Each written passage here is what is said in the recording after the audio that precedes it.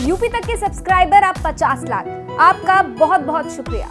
पिछली बार जो हमारी सीटें नहीं निकली थी उसके पीछे कुछ ईवीएम का भी हाथ रहा और ईवीएम की वजह से 9 की 9 सीटें गई थी, वरना बीजेपी का वोट तो था ही नहीं। ने जो जनता को गुमराह किया था कि 15-15 लाख रुपए आपके खातों में आएंगे, काला धन लाएंगे, आपको बेरोजगारी दूर कराएंगे, तरह तरह के शब्द वाक्य दिखाए गए थे जिससे जनता गुमराह हुई थी और उनकी बातों में आके गुमराह होकर उन्होंने वोट किया था। एक्चुअली क्या है, जो मीडिया है, मीडिया ने पिछली बार भी हमें ऐसा कुछ नहीं दिखाया था, लेकिन इस बार ये हमारा दावा है या बहुजन समाज पार्टी का दावा है कि हम पूर्ण बहुमत से इस बार 2022 में उन्हें विधानसभा पे तो आना ही नहीं चाहिए था। राज्यपाल जैसे पद पर रहने के बाद और विधानसभा का चुनाव लड़ रहे हैं तो ये एक तरह से बीजेपी के प्रेशर में हैं, वो केवल अपने मन से नहीं आएंगे करती। लेकिन जो बसपा का वोट बैंक है वो स्थिर वोट बैंक है और मुझे नहीं लगता कि बसपा का वोट बैंक पिछली बार कहीं गया था, वहीं था। लेकिन जो सर्व जातीय है, सर्व समाज की बात की जाती है ना, वो पार्टी में कहीं उसको ध्यान में नहीं रखा गया था। यही कारण था कि यहाँ से एक भी सीट बसपा के खाते में नहीं आई। उत्तर प्रदेश के पूर्व मुख्यमंत्री और बीएसपी की प्रमुख मायावती जी की आज पहली सभा थी। उत्तर प्रदेश चुनाव से पहले आगरा की मीना कोठी बाजार में ये रैली थी और हमने देखा कि 1000 सीटिंग होने के बावजूद भी कई लोग बाहर खड़े हुए थे। उनकी ये जो संबोधन थे, उन्होंने जो बातचीत कही वो सुनने के लिए आई। बात करेंगे उन लोगों से जो आज इन सभा में मौजूद थे और क्या कहना है उनका, क्योंकि पिछली बार आगरा में 9 में से कोई भी सीट बीएसपी ने नहीं जीता था। इस बार अलग क्या होगा, आइए कोशिश करेंगे इनसे जानने के लिए। पिछली बार यहाँ आगरा से एक भी सीट बीएसपी ने नहीं जीता था, इस बार अलग क्या हो जाएगा? पिछली बार जो हमारी सीटें नहीं निकली थी उसके पीछे कुछ ईवीएम का भी हाथ रहा और ईवीएम की वजह से 9 की 9 सीटें गई थी, वरना बीजेपी का वोट तो था ही नहीं। अगर वोट काउंटिंग से होता, उस तरह से गिन के होता, पर्चे से होता, बैलेट पेपर से, तो निश्चित ही हमारी सरकार बनती और हम जीतते। हर बार हम सरकार बन जाने के बाद ईवीएम की गलती मानते हैं, सिर्फ ईवीएम की गलती तो नहीं होती है? नहीं, ईवीएम की गलती है लेकिन उतनी नहीं है। ज़्यादा गलती ये है कि माननीय नरेंद्र मोदी जी ने जो जनता को गुमराह किया था कि 15-15 लाख रुपए आपके खातों में आएंगे, काला धन लाएंगे, आपको बेरोजगारी दूर कराएंगे, तरह तरह के शब्द वाक्य दिखाए गए थे जिससे जनता गुमराह हुई थी और उनकी बातों में आके गुमराह होकर उन्होंने वोट किया था। यही कारण था कि एक अनुशासित सरकार को बाहर जाना पड़ा। तो आप मानते हो कि पिछली बार की जो वोट हुई थी आपकी कम्युनिटी के लोग गुमराह होकर वोट दिए थे? नहीं, ऐसा कुछ भी नहीं है। जैसे कि अब योगी जी कह रहे हैं कि हम 400 सीट लाएंगे और 400 लाएंगे, योगी जी कह रहे हैं, और वो कह रहे हैं अखिलेश जी कि हम 350-400 लाएंगे। ऐसा कुछ नहीं है। लेकिन 2007 में जो बहन जी ने पूर्ण रूप से सरकार बनाई थी, एक्चुअली क्या है, जो मीडिया है, मीडिया ने पिछली बार भी हमें ऐसा कुछ नहीं दिखाया था, लेकिन इस बार ये हमारा दावा है या बहुजन समाज पार्टी का दावा है कि हम पूर्ण बहुमत से इस बार 2022 में सरकार बनाएंगे। मीडिया सिर्फ वोट नहीं डालती है, मीडिया सिर्फ वोट नहीं डालती, हम दिखाते भी है। ये कहेंगे कि इस बार बीजेपी ने आगरा रूरल से बेबी रानी मौर्य को भी उतारा है, सीट का वोट के बंटवारे नहीं होंगे क्या? आपकी कम्युनिटी में ही लोग दूसरे वोट डालेंगे, स्प्लिट नहीं होगा, क्या लगता है आपको? नहीं होगा मैडम। क्यों नहीं होगा? क्योंकि ये इसलिए नहीं होगा क्योंकि पहले से ही वो किरण केसरी जी उम्मीद से लगी हुई हैं सर, तो उनको उतारने की कोई ज़रूरत ही नहीं है क्योंकि वहाँ उनकी जान पहचान पहले ही है और अब उनको टक्कर में उनको उतारा बेबी रानी मौर्य को, इसका क्या मतलब है? बल्कि मौर्य का तो अपमान हुआ है, एक इतने बड़े ओहदे पे बिठाने के बाद में एक विधानसभा में भेज दिया। पता नहीं वो कैसी है, वो इस बात के लिए मान गई। उनको तो शर्म के मारे पानी में डूब मरना चाहिए, उन्हें विधानसभा पे तो आना ही नहीं चाहिए था। राज्यपाल जैसे पद पर रहने के बाद और विधानसभा का चुनाव लड़ रहे हैं तो ये एक तरह से बीजेपी के प्रेशर में हैं, वो केवल अपने मन से नहीं आएंगे। प्रेशर में नहीं है, वो बीजेपी के दबाव में काम कर रहे हैं क्योंकि बीजेपी की इस समय स्थिति इतनी खराब है उत्तर प्रदेश में कि वो अपनी एक एक सीट बचाने के लिए अपने मंत्रियों को और राज्यपालों को लाके उत्तर प्रदेश में चुनाव लड़ा रही है। एक चीज बता दीजिए, आगरा में 9 के 9 विधानसभा में पिछली बार बीजेपी ने सारी सीट जीती, बीएसपी ने नहीं जीती। वोट में डिवाइड हुए, ऐसा नहीं हो सकता कि डिवाइड नहीं होता तो बीजेपी जीतती। तो इस बार अलग क्या होगा? देखिए, जो जातीय समीकरण था उसका ध्यान रख के शायद पिछली बार चुनाव मैदान में बसपा नहीं उतरी थी, ये एक बड़ा कारण है जिसको आज मंच से भी बसपा प्रमुख मायावती ने कहा कि जो जाति समीकरण था उसको ध्यान नहीं रखा गया। कहीं ना कहीं जो पार्टी के ही लोग थे उन्होंने अंदरूनी विश्वासघात किया। इसकी वजह से आगरा की बात की जाए, जो दलितों की राजधानी भी कही जाती है, इसलिए यहाँ पर कोई सीट नहीं निकल पाई। अब इस बार जिस तरीके से जातीय समीकरणों का ध्यान रखा गया, तो मुझे लगता है करीब करीब 5 सीटें बसपा के खाते में इस बार आएंगी। सर एक और सवाल आपसे पूछेंगे, क्योंकि आपने बहुत समझाया अच्छे तरीके से कि मायावती जी ने भी आज ये बात कही कि हम लोग बात करते हैं कि वो आती नहीं है, सामने नहीं आती। अब इतने दिन हो गए, चुनाव का कुछ ही दिन बाकी है, तो ऐसे में आपको नहीं लगता कि इसमें भी एक असर पड़ेगा? पहले भी हमने देखा है कि जाटवों ने भी कंप्लेन किया था जब हाथरस वाला मामला हुआ था कि मायावती जी बाहर आके बयान क्यों नहीं देती, वो क्यों नहीं साथ रहती अपने कम्युनिटी की। इस पर आप क्या कहेंगे?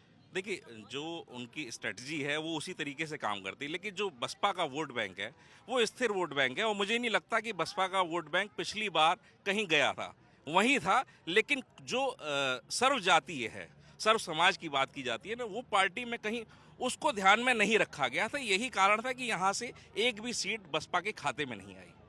इस बार लेकिन ही बदल जाएगी। बिल्कुल बिल्कुल, समीकरण बदल रहे हैं, और कई ऐसी विधानसभाएं हैं जहां पर बसपा सीधे फाइट में है। जैसे आगरा की एदमातपुर विधानसभा सीट है, वहां पे सीधे बसपा की फाइट है। ग्रामीण सीट है, वहां पे भी बसपा की फाइट है। ऐसी तमाम सीटें हैं, खेरागढ़ है, फतेहाबाद है, फतेहपुर सीकरी में भी अच्छी फाइट दे रहे हैं।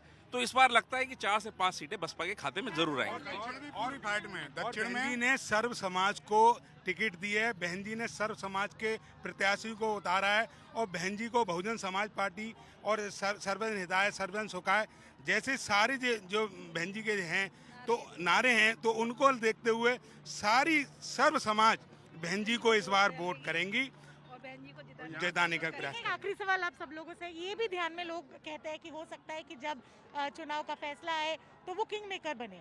किसको वो किस वो की तो सरकार थी 2012 तक, 2007 से 12 तक उसका कार्यकाल देखा, 2012 से 17 तक समाजवादी का कार्यकाल देखा, और 2017 से 22 तक भाजपा सरकार का कार्यकाल देखा। जो जनता ने जितना दुख सहन किया, जितना दर्द सहा है, जितनी पीड़ित हुई है जनता, इसका जवाब तो सीधी सीधी बात है कि बहन जी के लिए प्लस पॉइंट में आ रहा है। जो बहन जी का शासनकाल था, शासन यानी कि प्रशासन इतना बढ़िया काम कर रहा था कि कोई भी गरीब से गरीब चली जा, कहीं पे भी चली जा, अधिकारी से लेकर के एक पुलिस वाले से लेकर एक डीएम तक पूरी पब्लिक की सुनवाई करता था। लेकिन आज केवल और केवल सिर्फ नोटों की सुनवाई हो रही है।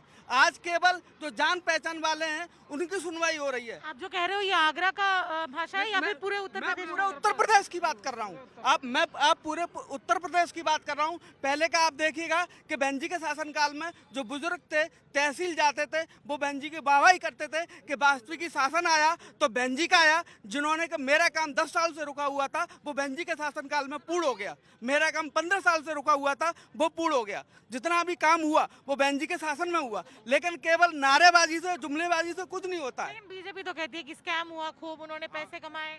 किसने पैसे कमाए? मैम, जो काम हुआ है, गायों के आधार बने हैं, रोड पे जो है एक्सीडेंट हो रहे हैं, लोग पब्लिक बगैर मौत के मर रही है। कोरोना काल में इन्होंने ये स्थिति कर दी कि जो है शमशान घाट में जगह मिली, 8 घंटे तक जो है वेट करना पड़ा। जो है गंगा जी के किनारे, यमुना जी के किनारे जाकर के देखें तो लाशों को कुत्ते खींच रहे हैं। ये इनके काम हुए। इस काम से बढ़कर के और ये आगरा में कोई डेवलपमेंट नहीं किया बीजेपी। डेवलपमेंट नहीं, आप जाकर के आज भी आप जो है आप अपने चैनल के माध्यम से जांच करा सकती हैं। शास्त्रीपुरम बहुत ही पॉश कॉलोनी है, वहाँ जाकर के देखिए, कम से कम 1.5 फीट के गड्ढे आज भी आपको देखने को मिलेंगे। मैडम, योजनाएं जो आप चलाते हैं, जैसे भाजपा ने योजनाएं चलाई हैं, तो आप लोग पत्रकार लोग हैं, क्या वास्तविक में ये धरातल पे आके ये लोग काम कर रहे हैं? क्या रोजगार को दे रहे हैं? क्या कोरोना काल में जो स्थिति हुई थी, उसके बाद पहले उससे नोटबंदी की स्थिति की, तो जनता इतना त्राहीमाम हो चुकी है आज की डेट में कि इनके जुमलेबाजियों को जान चुकी है कि ये सिर्फ जुमलाबाजी करते हैं। और इस बार 2019 में जो वादे करके गए थे पीएम मोदी यहाँ इसी मंच से, लेकिन आप लोग सब मानते हो कि 2019 में आप लोगों की बात है कि लोग ने गलत समझा, गलत वादे में आ गए और वो लोग ने इसलिए वोट डाला। आज की डेट में हर घर में एक रोजगार बेरोजगार होना चाहिए, मतलब रोजगार होना चाहिए। तो लोगों ने सपने दिखाए, भाजपा वालों ने झूठे आश्वासन दिए, हम तुम्हें गैस देंगे, हम तुम्हें रोजगार देंगे, हम तुम्हें नौकरियां देंगे। तो ये सब चीजें कहाँ हैं? तो आपकी कम्युनिटी के वोट के बंटवारे तब हुए थे, इस बार लेकिन वो सुधरेंगे। आगरा की बात करें तो आगरा के जो मुद्दे हैं उन पे भाजपा सरकार में कोई काम ही नहीं हुआ। जो 2019 में यहाँ से इसी मंच से पीएम मोदी ने भाषण दिया था कि ये किया जाएगा। बैराज का मुद्दा, आज तक बैराज नहीं बन पाया। शिलान्यास कितनी बार हो गया लेकिन बैराज गुमराह किया गया था जनता। बिल्कुल जो वादे ही वादे हैं, कुछ यहाँ पर धरातल पे देखने को नहीं मिलता है। जनता भी गुमराह हुई थी। भाइयों और बहनों, और करना कुछ भी नहीं है सिवाय उल्टा सीधा बोलना, गुमराह करना। हाँ, लेकिन यहाँ के जो दलित हैं, यहाँ का जो समाज है, वो कभी गुमराह नहीं होता। वोट पहले भी बहुत पड़ा था, भले ही जातीय समीकरण थोड़े से ठीक नहीं थे जिसकी वजह से सीटें नहीं निकली, लेकिन सीटें निकलेंगी। बहन जी का वोट बैंक ना पहले कभी कम हुआ था और ना आज हुआ है। Vote bank all over world, ये देश का नहीं विदेश का भी मीडिया इस बात को जानता है कि बहुजन समाज पार्टी का वोट बैंक ना आज कम हुआ है ना कल कम हुआ है। एक आखिरी सवाल, क्योंकि ये सवाल लोग, चाहे कांग्रेस पार्टी रही हो चाहे भाजपा पार्टी रही हो, ये हम लोगों पे आरोप लगाते रहे। जब बहन जी अपने पूरे सद्दत से अपने लखनऊ को चमका रही थी तो पैसा हाथी पैसा खा गया। अब उल्टा हाथी पैसा दे रहा है, कम से कम कई हजार लोगों को रोजगार दे रहा है। तो इसका मुद्दा हम लोग जनता के बीच में पहुंचा चुके हैं। तो दो शासन देखकर हम लोग, हमारे अलावा हमारे पिछड़े, हमारे सब समाज के लोग सब जानते हैं कि जुमलेबाज सरकार कौन है और सच्ची सरकार कौन है। इस बार हम 300 के आसपास नहीं तो गवर्नमेंट तो पूरी बनाएंगे। सर एक आखिरी सवाल जो मैं बार बार पूछने वाली थी कि लोग ये भी कहते हैं कि जब चुनाव का फैसला आएगा हो सकता है कि मायावती जी और बीएसपी किंग मेकर बने। क्या वो बीजेपी की तरफ झुकेंगी, एसपी और आरएलडी की तरफ झुकेंगे? ऐसी सिचुएशन में आप लोगों को ये सोच भी नहीं होता है कि अगर आपने वोट दे दिया उसके बाद ये लोग दूसरे गठबंधन में चले गए? हमारी बड़ी नेता है, ये नेता हमारे नेता हैं और ये फैसला हमारी नेता करेंगी। ऐसा कुछ भी नहीं है। बहुजन समाज पार्टी 2007 के बाद 2022 में स्पष्ट बहुमत आना है। बीजेपी का तो एक नाम दिया जा रहा है, बीजेपी से तो कोई मतलब ही नहीं होता कि हाथ मिलाया जाए। वो खुद ही बनाएंगे पूरी बीएसपी की बहुमत को देखते हुए वो लोग अफवाह उड़ा रहे हैं इस तरीके की, और कुछ नहीं है। बीएसपी की सरकार, लेकिन आजकल के लोग भी इतने होशियार हो गए हैं, यूट्यूब पे देखकर, हर तरफ चैनल देख कर उनको पता चल गया है कि जितनी भी अफवाहें वो बेकार है। और कुछ नहीं, बीएसपी की सरकार बन रही है, पूर्ण बहुमत से बन रही है। ये थे बीएसपी के कार्यकर्ता जो आए थे मायावती की इस रैली में और ये कह रहे हैं कि बीजेपी जीत रही है, एक अफवाह है। इस बार बीएसपी पूर्ण बहुमत हासिल करके यूपी में आएगी। वीडियो जर्नलिस्ट रविकांत के साथ श्रेया चार्य जी, यूपी तक।